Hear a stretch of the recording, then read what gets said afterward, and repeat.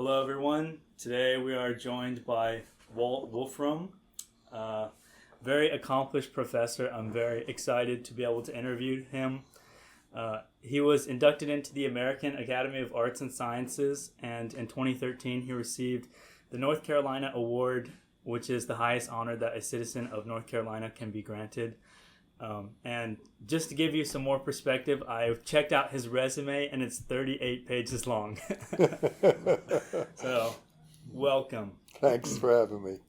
So, the first question, just an intro question. What is your job title? Well, I'm actually the William C. Friday Distinguished University Professor for English Linguistics, which should take up the whole interview. I have a long title because I'm a distinguished professor, and I also have an endowed chair. So you know what an endowed chair is? No. Okay, an endowed chair is where they raise a certain sum of money, and as a professor, you can use the dividends from that money for discretionary projects that you want to do, and they also add part of that to your salary. So I get more salary than the regular professors, and I also get more important to me, since I make enough money actually, is the fact that I get funds. So I have $100,000 a year to use as I want to use. So I can hire research associates. I can invest in production of documentaries and so forth, so I can do what I want with it. And how long have you had that? 32 years. So I was the first distinguished professor in the College of in Chas, the College of Arts and what is it? Social Sciences. Yeah. So, how long have you been teaching at NC State? 32 years. 32 years. Yeah. Okay, so now we're going to do some background questions. When you were a child, what did you want to be when you grew up? I wanted to be a professional athlete or a missionary. Okay.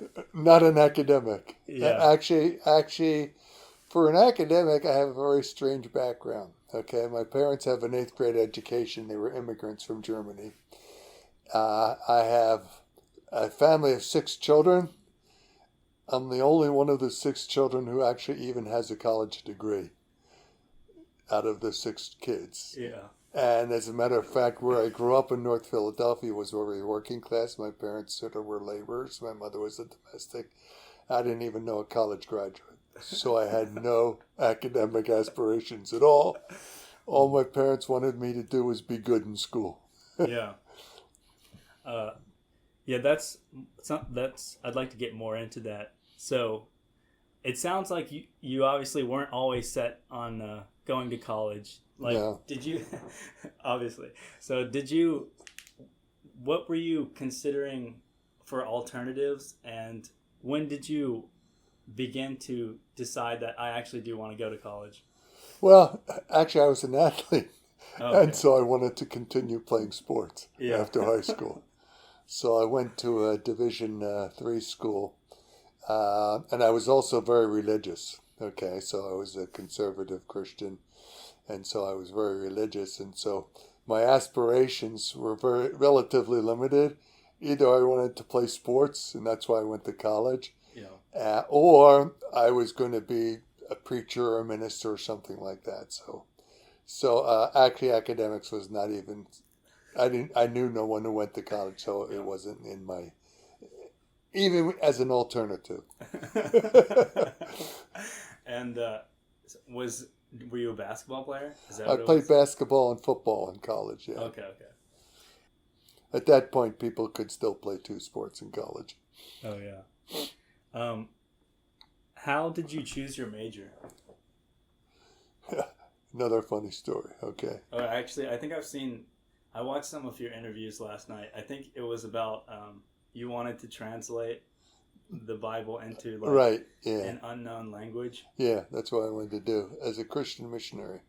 And what was the thought process behind that? Did you have any specific languages that you were aware of that needed to be translated? Well, there were lots of languages. I was with a group called the Summer Institute of Linguistics, or the Wycliffe Bible Translators, and they would go into tribes that didn't even have an orthography, and so they would first analyze the language, and then they would develop an orthography, and then they would translate the Bible. So that's why I needed linguistics as a background, and so that's why I get into it. But actually before then, I figured because I was so out of sorts in terms of college, that I was a first generation, and it was a whole new world. I had never even visited the college I went to before. I mean, so this was really sort of I figured the only thing that I would be smart enough to do would be physical ed. Nothing against physical ed. But then I took a course in physical ed and I said, oh my God, I can do more than this. And so actually I started taking languages. I took Greek and Hebrew and Latin and languages and Spanish and so forth. And actually when I was in college, I realized, oh, this is something I'm really talented at. I was a hardworking student and I was adequately bright, but I never defined myself by my brightness. Yeah. I was always sort of like, you're smart for an athlete. And you know what that means. You're not very smart now. But which is one reason why I love sports, and I sort of also am supportive of academics in college and so forth. So I have a special sort of warmth in my heart for athletes. So. What did your parents and the people that you grew up with think about you going to college, considering like you were essentially the only one that you were close with that went to college? Yeah, well, my parents thought, oh, it's nice to go to college if you want to. But they didn't really worry about it. And then actually, they couldn't correct my English because they spoke broken English, because they were from Germany and didn't come over until the 20s. And so in their 20s. So they thought it was a nice activity, but there was no push, to do it. I just sort of decided this is what I wanted to do because I didn't really have any idea what I could do other than that. Yeah. Because I was mostly an athlete and I loved it. And so I just did it. And then when I got to college, I was doing fine. This was, of course, before grade inflation, but I was sort of, okay, a fundamental B student. But then when I took languages, I was all of a sudden the star of the class, and it just came very easy.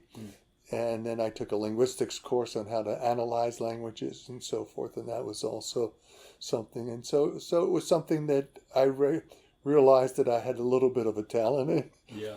I take a sociology course and I get a B, and okay, that's fine. But I was no star or anything. But then when it came to linguistics and language, I thought, oh, here's something, and I really like doing it. It's like little puzzles and so forth. So I got psyched about it.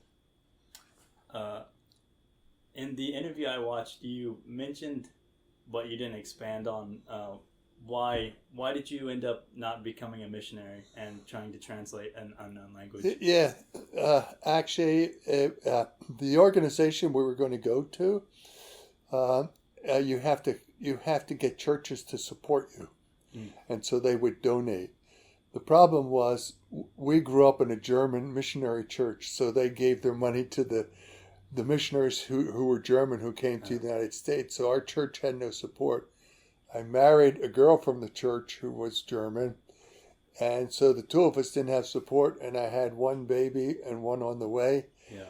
And so I couldn't get enough money for them to even let me go because you have to reach threshold. So I needed to take a job. Yeah.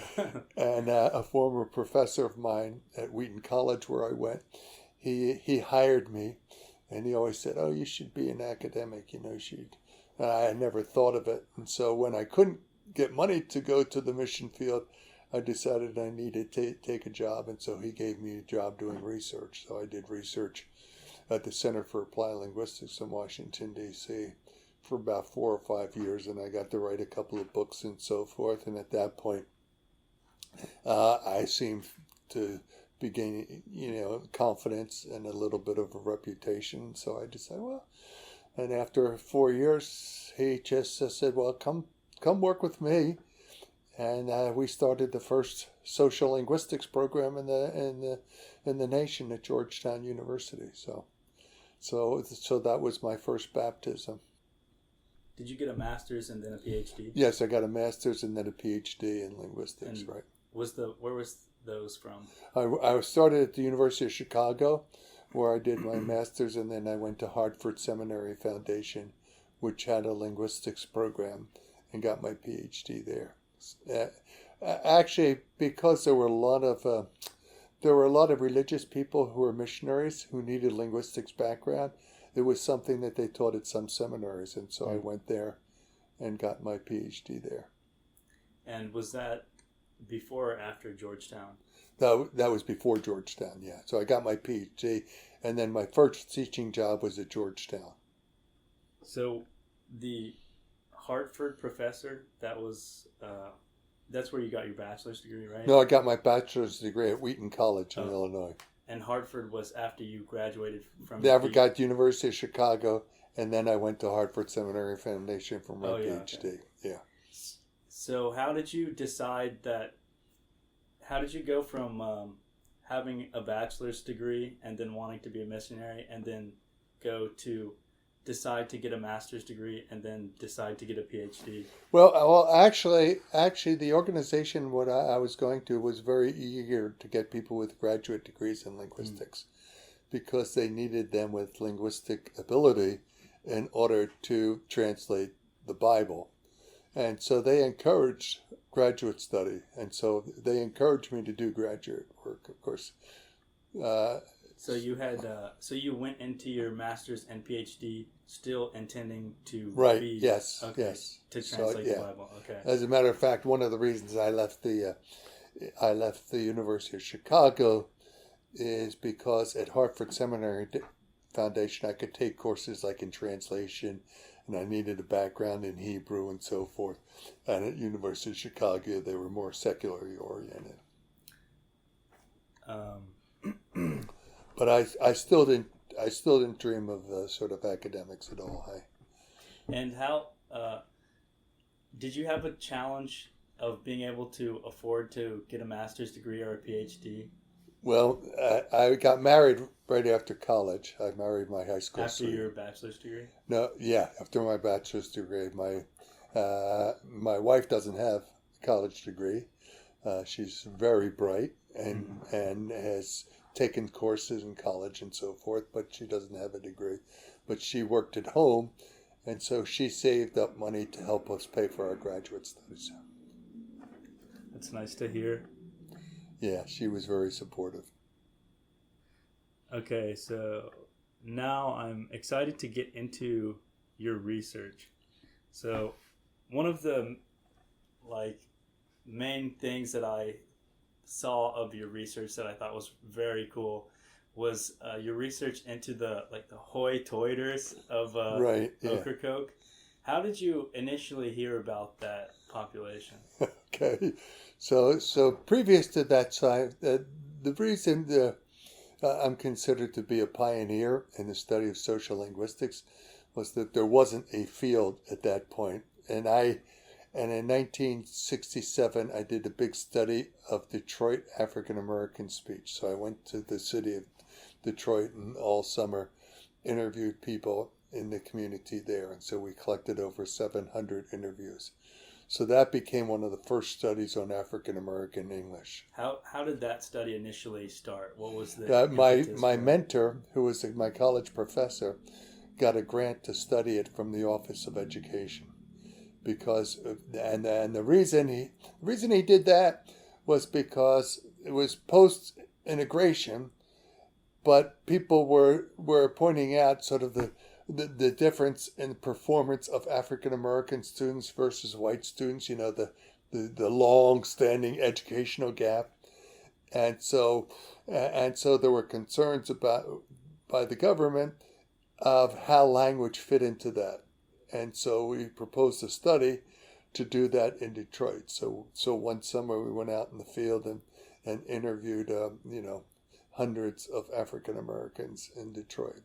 And at that point, Detroit was still sort of, they were still sort of during the Great Migration, and so lots of African Americans were coming there and settling up, and that's when we sort of discovered, wow, the language of African Americans in these northern cities like Detroit, Philadelphia, New York City, and so forth, is very different from the whites. It's got Southernisms, and because of the de facto segregation, they didn't see many white people. They were in black schools and so forth, and so their language was very distinct from the whites of Detroit. So yeah, I saw an interview where you said, which I found very interesting, that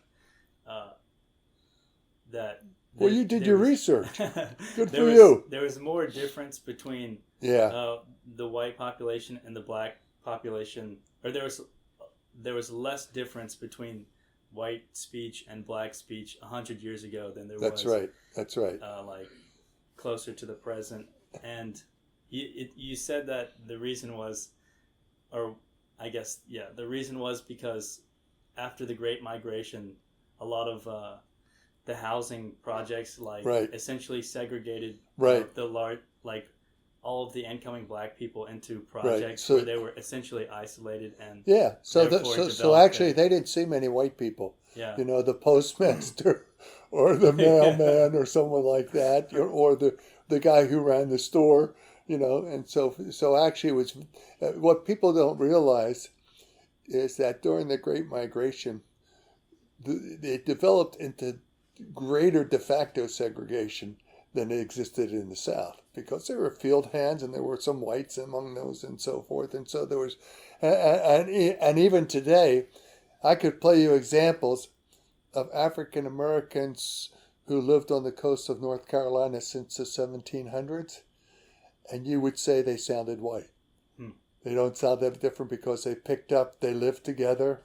They actually worked together more than people in the North. So in Philadelphia, where I grew up, we were in a segregated German neighborhood where people spoke German and so forth. We didn't have African Americans in our neighborhood. There was a band of several miles where all the African Americans lived. They didn't interact much with whites at all. They went to all black schools and so forth. And so that situation where we have the sort of really density issues, and there were, this was all sort of planned in terms of, here's where blacks live, here's where whites live. It wasn't legal, but it was normative, and so people sort of think it's strange, but there was much more segregation in the North than there was in the South. They had a society that was separate to some extent, but there was actually a lot more sort of interaction between the communities than existed here in the North, or that existed in the North. And so that was a situation that was really surprising, that African American English was becoming more distinct rather than less because of the population density. So we went into a project in Detroit. There were like six apartment buildings, 12 stories high, 8,000 people, not a white person in there. Yeah. It was all black people. And so in that sort of situation where they don't see, where they interact with others who are African American, it's a situation where the language keeps developing and differently from whites. So that was a very intriguing kind of situation. Was the discovery that the dialects were becoming more distinct, was that a discovery that you and your colleague made, or was that known prior to that? No, it was a study that came out in the after we sort of started studying these, and then looked at earlier African American English. At that point in the 60s, we did mostly studies in large urban areas that were not Southern, so Los Angeles, Philadelphia, New York City, and Detroit, were the major cities. But then when we looked at the South, we saw then when I also then did some studies in Mississippi, and I saw that some of the speech was more similar. And then when I came to North Carolina, I investigated communities like, for example, down on the coast of North Carolina, there have been blacks and whites living in the mainland together since the 1700s, early 1700s, first decade of the 1700s. They've lived isolated lives because there were no roads in there. Everything was done through the sort of rivers and canals. They live together there. They sound the same, right?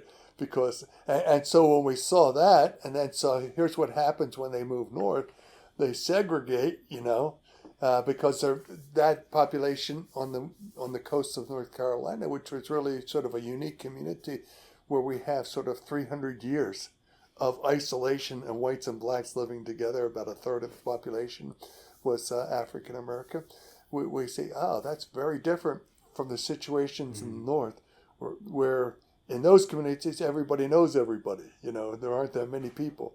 They interact. Actually, a lot of black men became worked on the water, and there was even an underground railroad that was done by the maritime industry. So they would blacks would shelter people, and they would get and they would get ships going north to take their runaway slaves to the north. So there was a component of the underground railroad that existed on the coast of North Carolina. That reminds me of a question that I had. So,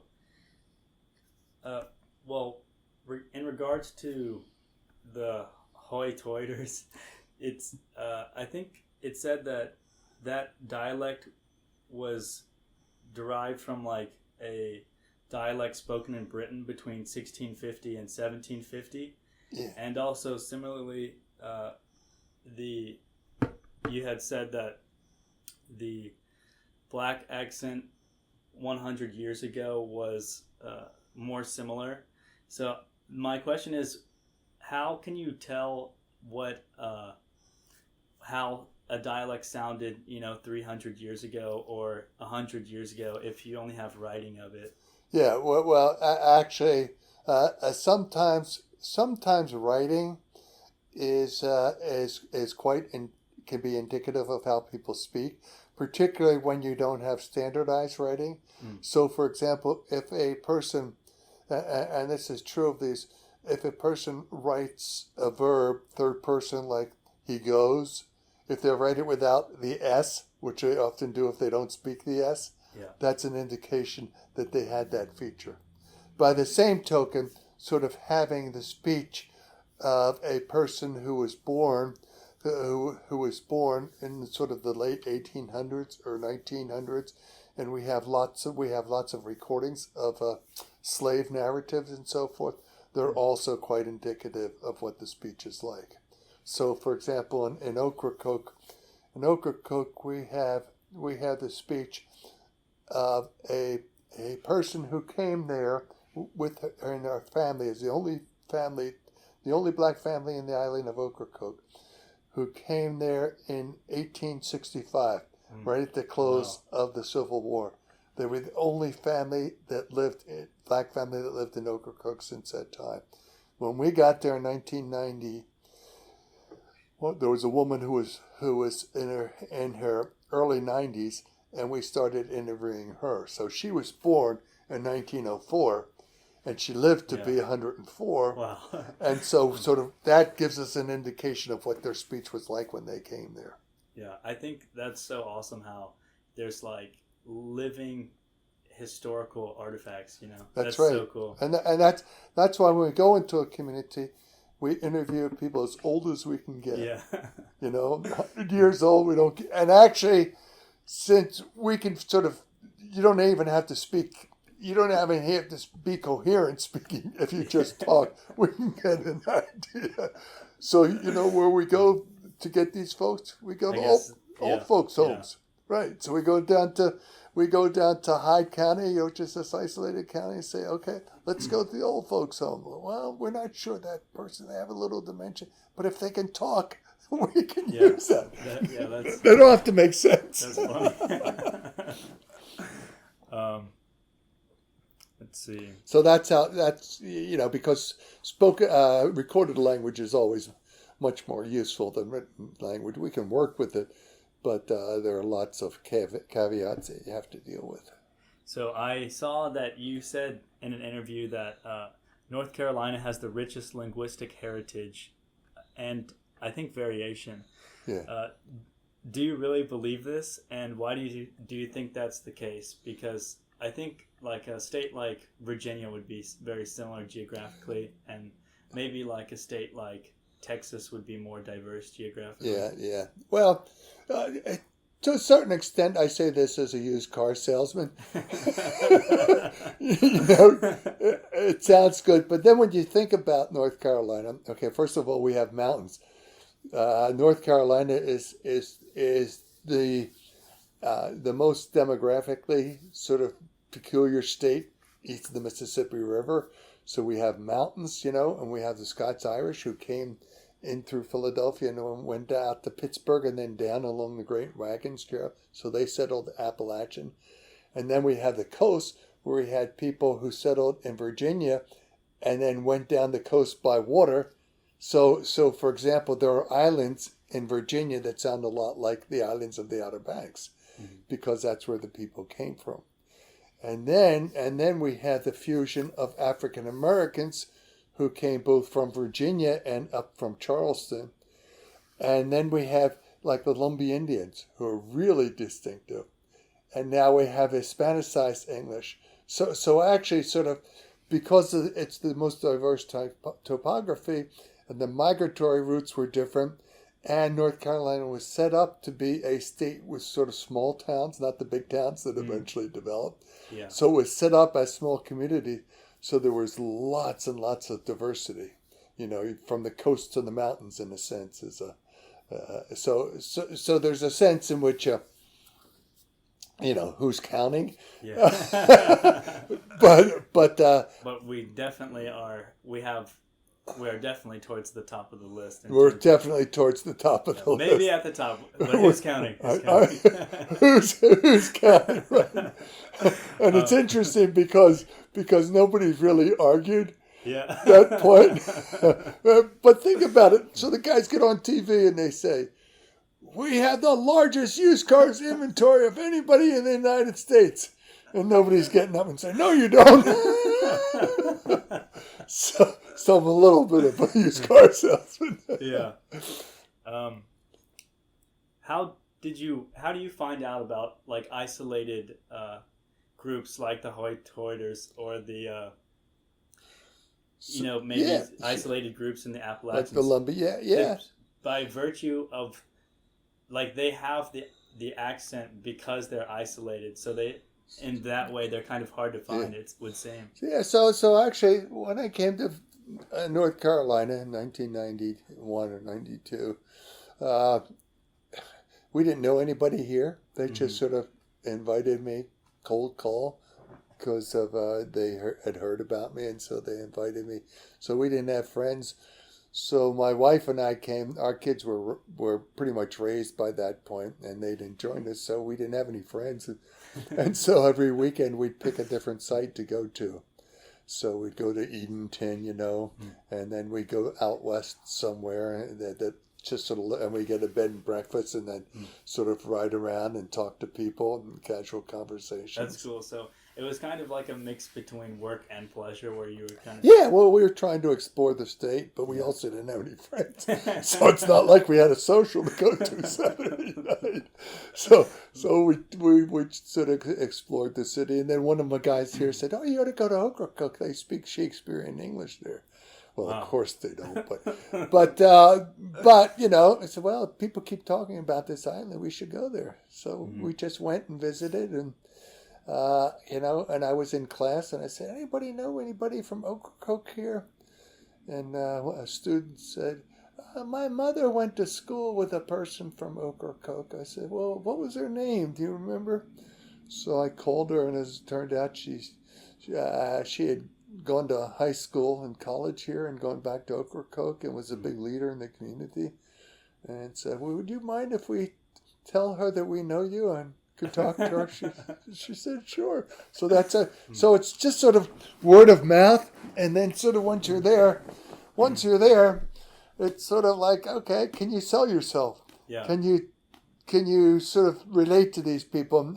And that's one of the dimensions of my background, is because I don't come from an educated, exclusive family, because I was sort of born in a working class neighborhood. I really relate well to working class people. I kind of, in some ways, prefer them to middle class people. No, I don't prefer their politics, but so I'm very comfortable. And islands like this, like, they don't care what kind of degrees you have. I mean, are you nice to them?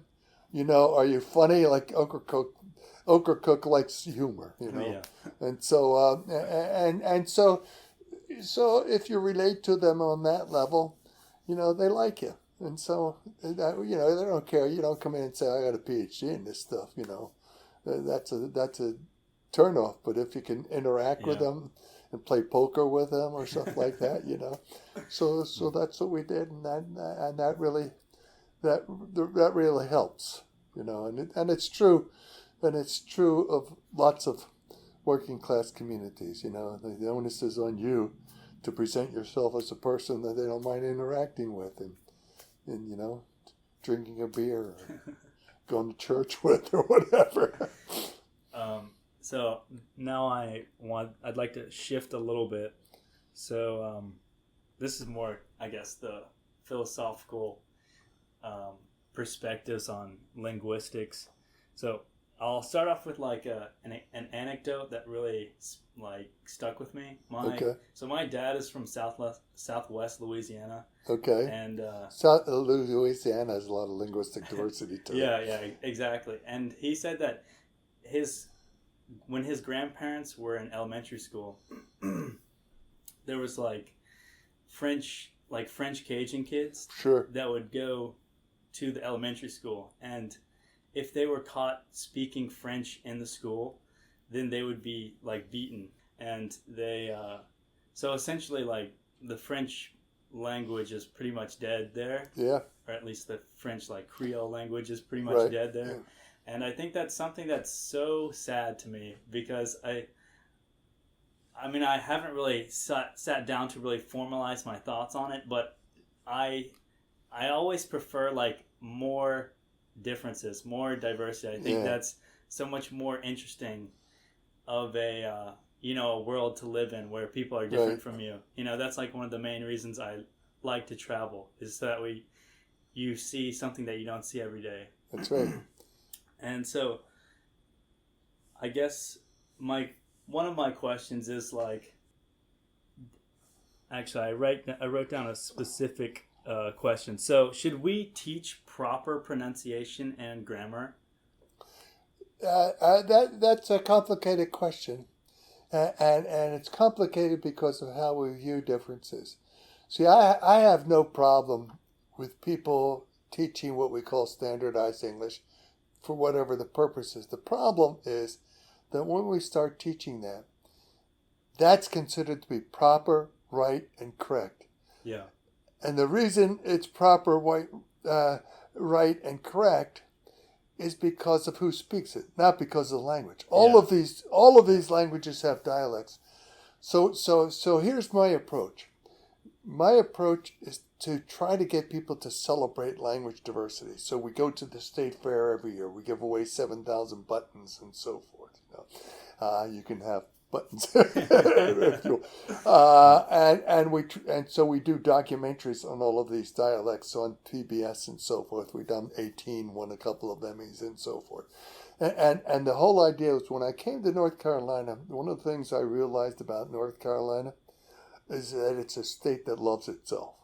So they do. They love the sort of diversity from the mountains to the ocean, and they also love the fact that they have these musicians, James Taylor, people like that, and they have these poets, and they have these writers, and they have these artists and performers. And so what I thought was, but what about their language? Let's see if we can get them to celebrate their language, because it's so diverse and it's so neat. And it's really going to be sad when people can't hear the Hoy-Toyers talk like that anymore, or the Lumbee Indians who have a distinct dialect and so forth. So what I try to do is celebrate the dialect, try to not talk about standardized English so much as it's English for particular kinds of purposes. Yeah, if you want to be an academic, you got to talk that way, all right? And that's how you're expected to write when you're doing a business world. But if you're an athlete, there's a whole genre of sort of listening to a sportscast that is very different from this. And so rather than think of it as right and wrong, I think of it different purposes. Mm-hmm. So the grammar that we are taught by our freshmen, as a freshman here, it's not about right grammar versus wrong grammar. It's about grammar for more academic purposes. And by emphasizing that, you can still celebrate. And so actually one of the things we do here, we have a group called Linguistic Diversity Ambassadors. And what these students do is they go to freshman writing classes and talk about all the dialects of North Carolina and some of the patterns and rules and so forth, to instill this sort of pride and celebration of diversity, just as we celebrate sort of the great musicians who have distinct styles and so forth. So our whole focus is on celebrating and enjoying, as opposed to being caught up in right and wrong. So it's so there's while it seems pretty simple, it's really sort of heavily ideological. Yeah. So we don't use terms like correct, proper, and so forth, because hey, if blacks were in charge of our, that would be the standard. Because there's plenty of evidence that it's the people who sort of are the socially sort of privileged who make language a part of them, and then they become the rules for language use. So we do sort of, there is an underlying sort of ideological message that really drives what I do in terms of what I teach. Yeah, I realized when I had wrote that question, I had put proper in quotation marks. Good for you. I didn't know. I forgot to say that. No, you know how to say it. I'm just saying, and that's one of the reasons I teach a class for graduate students. I get 40 students in a graduate class, because I don't want to turn anybody down for the opportunity to learn that. Yeah. And to celebrate, because it's so cool. Another question I have, which is similar along the same lines. So most linguistic diversity comes from isolation, and as we become a more, ever-connected world, there's less isolation, like vastly less isolation than there was like 100 years ago. Opinions on that as well? Isolation, the lack of isolation will certainly bring about less linguistic diversity. Do you have any opinions on that? Yeah. Well, that's true. And the reason Ocracoke, for example, is losing its historical brogue is because less than half the people who live there now are islanders. Yeah. Because people have houses there and they come in and so forth, and that's what happens. By the same token, though, we're not. So small islands are particularly sort of problematic in terms of maintaining it. But there are new dialects at the same time. So when I first started the study, people never talked about a California dialect. But now they're talking about a California dialect, and they mimic it on one of the California girls and stuff like that, where they have, where they have this sort of a raspy voice, and their sentences go up at the end rather than down. So there are lots of things. So while we're losing dialects like those in Ocracoke, and to some extent Appalachian, so forth, there are new dialects in Northern California. There are new dialects, like there's a Seattle dialect now, there's a Portland dialect, and it used to be there weren't any of these sort of dialects. So they're shifting. And you're right that small dialect areas that were formed because of isolation or maintained before isolation are certainly endangered now. Do you think that there should be like any policies in place that could help, like, I don't know, preserve that? Well, actually, that's what we do. I mean, so for example, when we have a website that has over 3,500 interviews that we've done here in North Carolina. And so we've done about 130 interviews on Ocracoke. All of those are preserved on the website. They have old people, middle-aged people, and young people, and so I often get requests from people, my grandfather died, and I just wanted to hear how he sounded, could you send us a file of the interview you did with him, and we'll do that, and so forth. So we can't change it. We can't change the fact, because that's a sort of community thing. Do you want to talk like that still? And there are pockets of people, who really embrace it, who use it. But for the most part, that's a community's decision. But we also want the community to know that this is something we want to celebrate. And actually, what we found, because we teach 8th graders every year for 30 years, we go in and have a whole week with social studies when they study the history of North Carolina, about the dialects of North Carolina.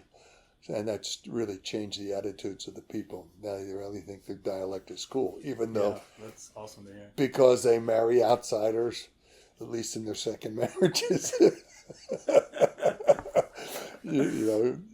So yeah, I mean that does change things.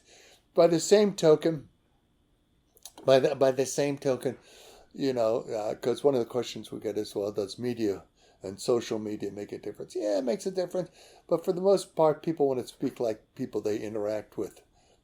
Like, you don't interact with the newscaster. You don't talk back to him. You might yell at him, but you don't want to model him. Yeah, I think, well, it is, speaking of like sort of new dialects, there's a lot of like new slang and like really weird stuff coming out of TikTok. I'm not sure. I know, yeah. I'm not sure if you're aware of it, but it's become kind of a joke recently about how much like goofy stuff. Goofy stuff, and then because it's anonymous, some of the stuff. This is for my students to do. That's what they like doing. That we have a site on TikTok, and they put stuff up there and so forth. And there's a whole issue of commodification, where because it can be anonymous, whites can try to sound black and so forth. So there are a lot of issues about that. But pretty much it's you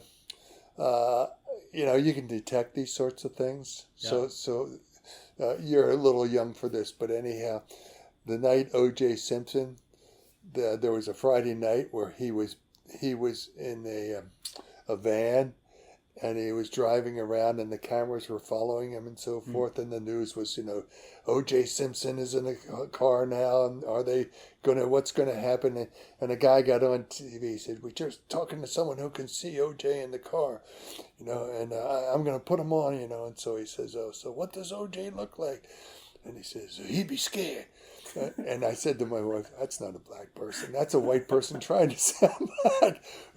First of all, he wouldn't say he'd be scared, because that's used for habitual activity by blacks. Whites don't know that, so they just use it as a substitute for he is.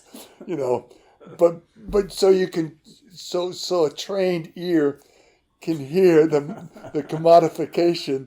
But it is an issue where whites can take on black speech, and use some of the terms and so forth. I realize that, and that does have an effect, on slang to a certain extent.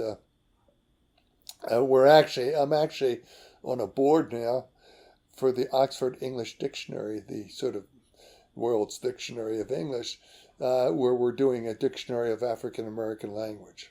Oh, that's cool. So, historical, which looks up first uses and stuff like that, just like you would use the Oxford English Dictionary. Wow. So just to close out, maybe give, so that way we can help, maybe the people that are listening to this. If you had to give some advice to a student that's considering getting either a master's degree or a PhD and becoming a professor, what pieces of advice would you give to them? General professor? Yeah, any kind of professor.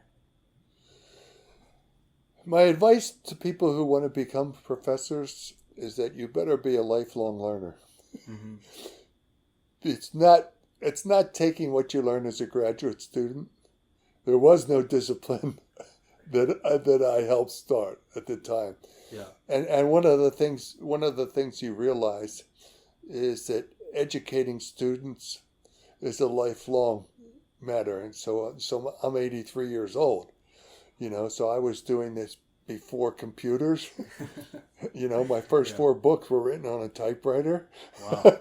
We didn't have word processors. Yeah. So if you think that what you learn as a student is going to be sufficient to teach, you better think it's something else, because everything is different. I got my first computer in 1984, Mm-hmm. I had never used a computer before.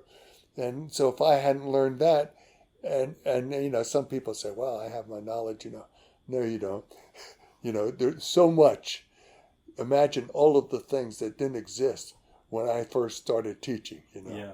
So, but by the same token, as you get older, the continual learning helps your mind. Yeah. And I love learning new stuff, Mm-hmm. and so in a sense, if you love to learn, it's a great profession. If you think you're an expert and just spew knowledge that you learned in graduate school, good luck. You'll be done in 10.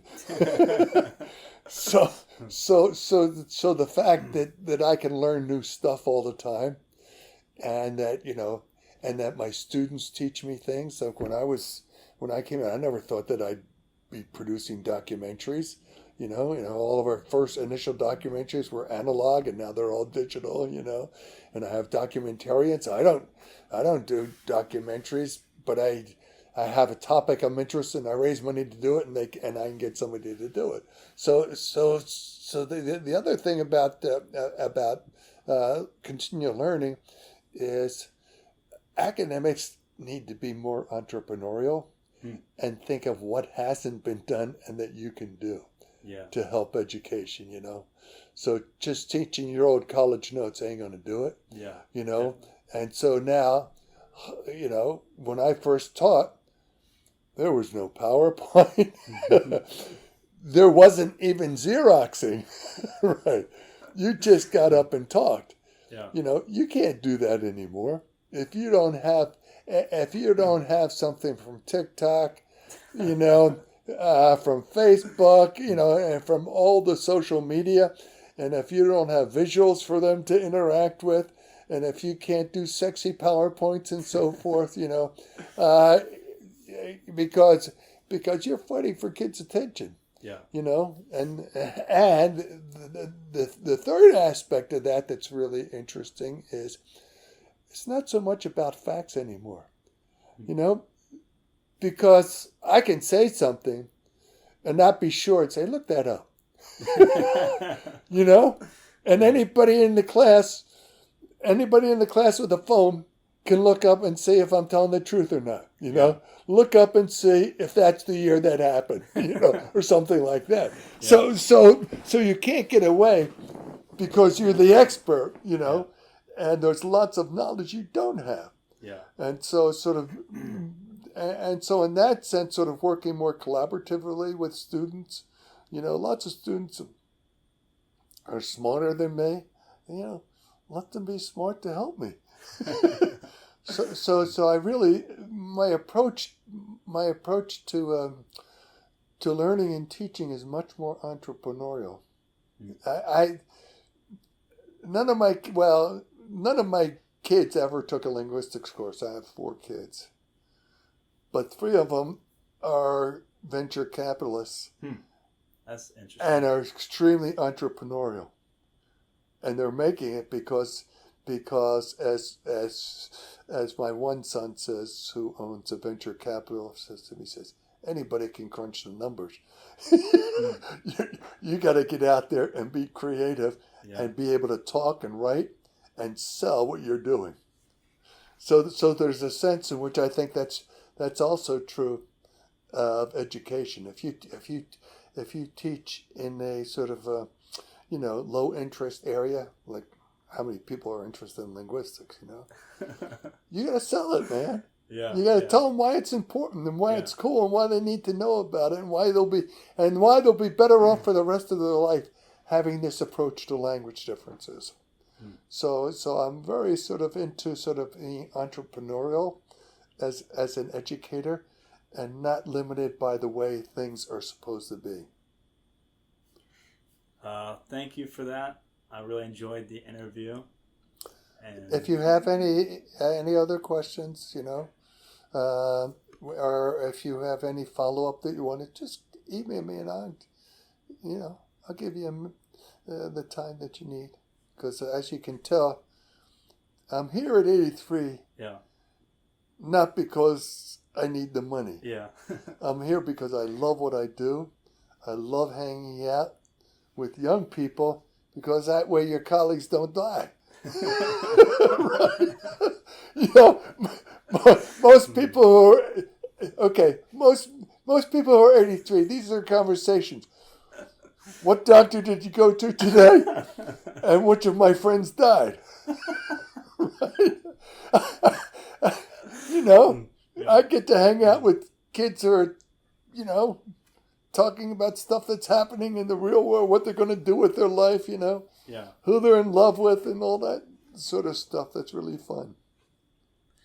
Well, thank you.